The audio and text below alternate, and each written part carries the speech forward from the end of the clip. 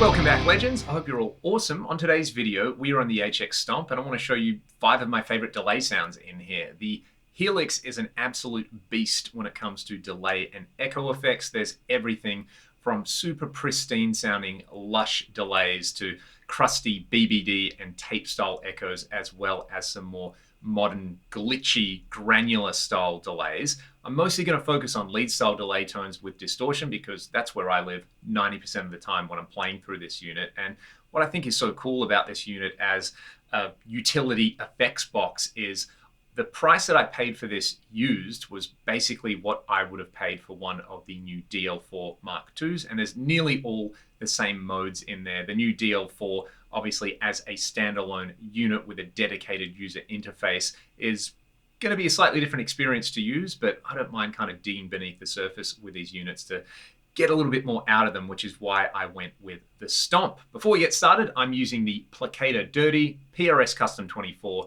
and my go-to LT TV Mix 7 cabinet IR. Let's hear just the dry tone.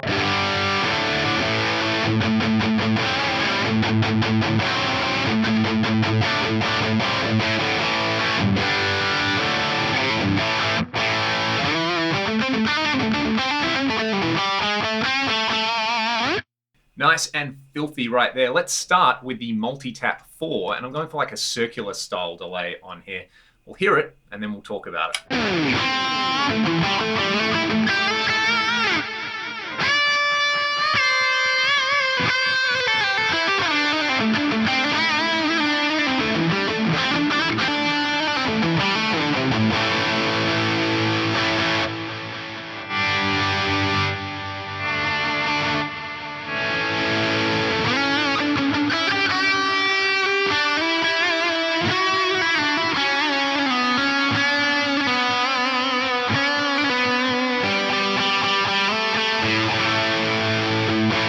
Tap 1 has a scale of 24%, Tap 2 has a scale of 50%, Tap 3 has a scale of 75%, and Tap 4 has a scale of 100%, and then I have panned them accordingly. The circular delay on the Lexicon only has 3 taps, this has 4, so I've gone hard left, hard right, and then like 50-50 with the panning. I think it sounds quite nice though. The modulation is off on here, and that's about it when it comes to the overall tap structure on there.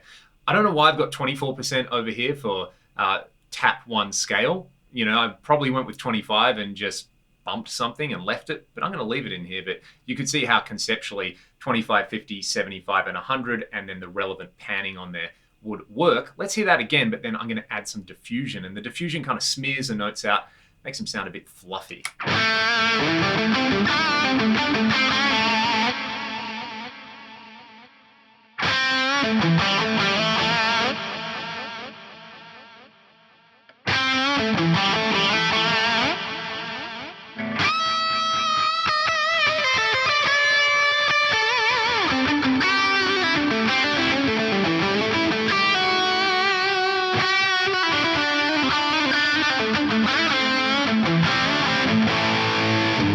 The next delay tone that I want to show you is my kind of go-to dual delay for a lead style sound, but we're not really going to focus on this one. I want to show you a variation of it with the Crisscross delay. To get started though, dual delay, dotted eighth note on one side, quarter note on the other side. I've scaled the feedback so I get an equal number of echoes on each side. They're panned hard left and hard right. There's no high cut or low cut at the moment, just your kind of basic dual delay setup. Let's hear it.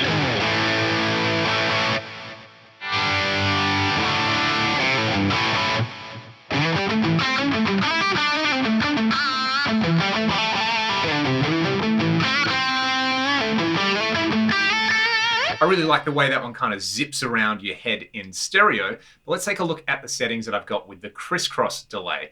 Almost identical setup, but we're using the cross feedback feature in here, which you can see is crossfeed over here. You can also set the headroom for the delay. So if you want like crustier, crushed up echoes, you can turn that down. I like it quite high. I've got a bit of modulation on here as well. A triangle wave shape, 12-bit delay. The modulation phase is offset by 180 degrees and the low cut's around 60 Hertz. The high cut is around 8K. Again, not too precise on here. That's kind of the fun with these things. You can make it kind of too clinical when it comes to echoes Let's have a listen to what this one sounds like now. This is really nice.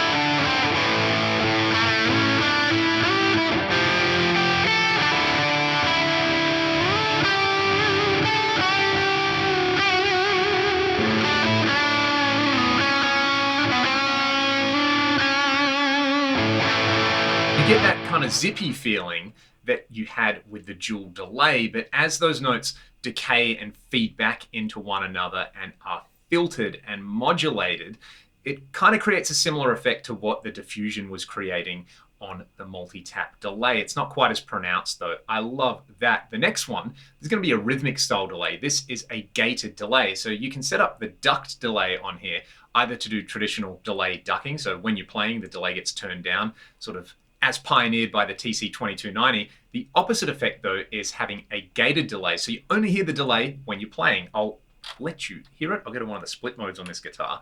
Let's see what we've got. 333 milliseconds of echo.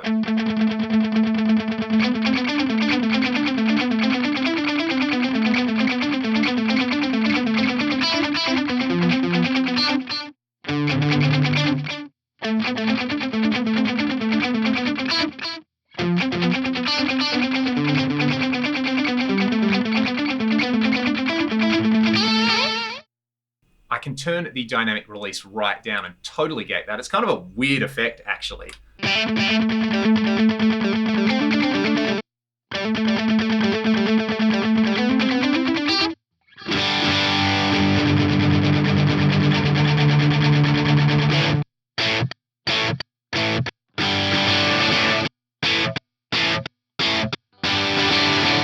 Really, really interesting with that fast release on there, hearing that kind of little chirp on the end there. But this can be really handy if you're playing a song which needs a rhythmic echo, but then the song also has, say, some accents in there where you have to play a chord and then choke it off really quickly. You can do it with this gated delay, and it's just fun. Like, I'm not used to this, which makes it really, really novel, and it makes me want to kind of play around with it and try to be creative when it comes to using that effect. I think most people will like the release a little bit higher on here, so you kind of get a much more accentuated fade out on there. Let's try maybe 200 milliseconds on this, so it's not as abrupt. That's pretty cool. I kind of like that. So that is the gated delay on there. The next one, the theme up until that gated delay has been these kind of panning spatial echoes. This is using the Euclidean delay on here. So this has some slightly different controls, and the idea is you set a number of steps. I've set it to 4. Then you've got rotate, which I've set to 7, and fill, which I've set to 5. If I set fill to something lower than the number of steps, we get this.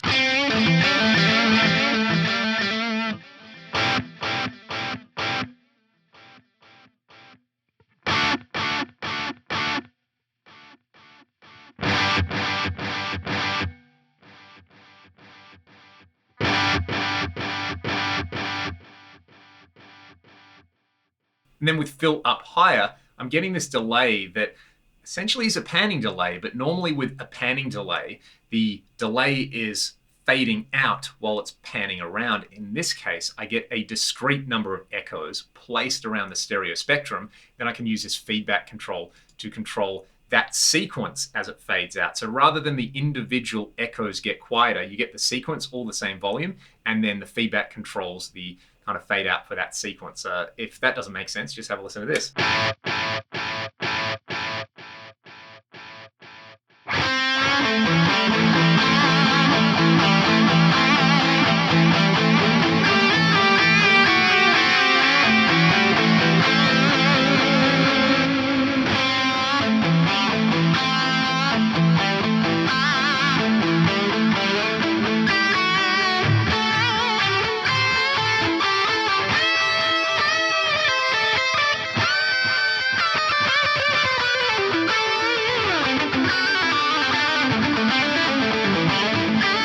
The last one we're going to look at is the Heliosphere. This one is like a delay reverb combination in here, kind of designed so that you can have a single block for all your delicious ambience. This one kind of reminds me of the Plex delay in the Axe-Fx 3 for anyone who's familiar with my videos on the Axe-Fx. The settings here, I have just wholesale lifted from a John Nathan Cordy preset. Go and check out John's channel. Incredible player, great educator. So many videos out there that are useful. Like John does multiple videos a day, every single day of the week. I don't know how they quite manage it, but I've ripped off this particular block on here. What do we have? We've got the time at around 100 milliseconds, lots of feedback. The rate is at 5 Hertz. The depth is at 1.5 Hertz. Mix is at 30%. We've got the scale on here at 75%, and the reverb mix is up at 70%. I'm going to try and do some volume swells with this because I love this for kind of just an ambient pad creator.